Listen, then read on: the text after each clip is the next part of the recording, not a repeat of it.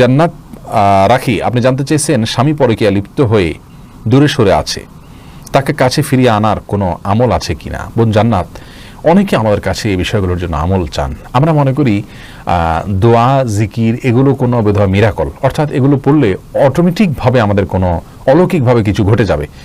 এটি মৌলিকভাবে আমাদের একটি ভুল ধারণা। মনে রাখা উচিত যে আমাদের কর্মের মাধ্যমে আমাদের জাগতিক সমস্যাগুলো সমাধান করতে হবে, সেই সাথে আল্লাহ রাব্বুল আলামিনের কাছে প্রার্থনা করে রাখতে হবে, দোয়া করে রাখতে হবে তিনি যাতে সহজ করে দেন।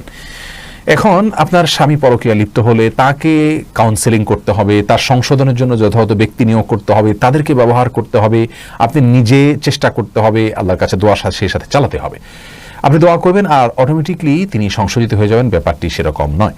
বিধায় আমাদের এই বিষয়টি খেয়াল করা উচিত। আপনি তাকে নিজের দিকে আকৃষ্ট করুন, তাকে কিভাবে ফেরানো যায় তার জন্য সমস্ত পন্থাগুলো অবলম্বন করুন, আল্লাহর ভয় দেখাতে থাকুন, যাদের মাধ্যমে বোঝালে সম্ভব হয় তিনি বুঝবেন, সম্ভাবনা আছে তাদের মাধ্যমে বোঝাবেন, এবং সেই সাথে আপনি নিজেকে আকর্ষণীয় করে তার সামনে তুলে ধরুন এবং আল্লাহ রাব্বুল আলামিনের কাছে দোয়া করতে থাকুন। সাধারণভাবে দোয়া কবুলের সময়গুলোকে আপনি কাজে লাগান এবং বিশেষ করে সূরা ফুরকানের আয়াত নম্বর ৭৪ শেষ অংশ আপনি পাঠ করবেন, রব্বানা হাব লানা মিন আজওয়াজিনা ওয়া যুররিয়াতিনা কুররাতা আয়ুন। আল্লাহ আমার স্বামী, আমাদের পরিবার সদস্য, আমাদের সন্তান সন্ততি তাদেরকে আমার জন্য চোখ শীতল হয় এরকম মানুষ বানিয়ে দেন। ওয়াজআলনাল মুত্তাকিনা ইমামা, এবং আমাদেরকে মুত্তাকিদের ইমাম বানিয়ে দেন।